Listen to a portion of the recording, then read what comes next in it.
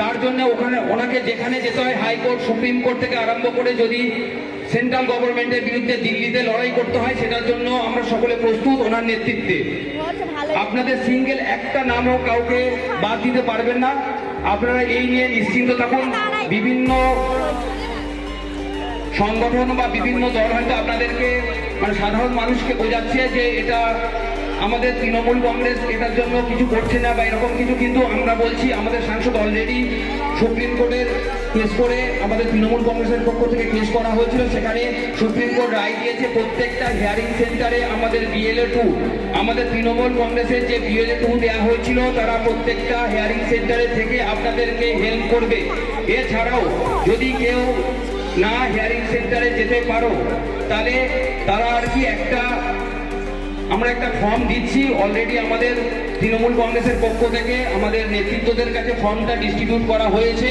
সেখানে যদি সে অথরাইজেশন দেয় তার হয়ে আমাদের যারা BLA 2 আছে তারা গিয়ে তার হয়ে হিয়ারিং অ্যাটেন্ড করবে, তার কাগজপত্র জমা দেবে। এটা নিয়ে আপনাদের মধ্যে কোনো কনফিউশন বা কোনো কিছুর প্রয়োজন নেই।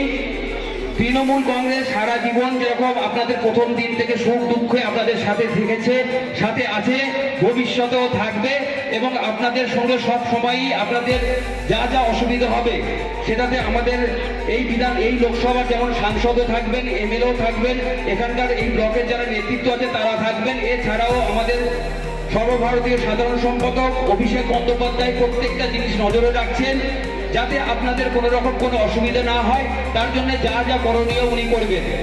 তাই আপনারা অযথা আতঙ্কিত হবেন না, অযথা ভয় পাবেন না।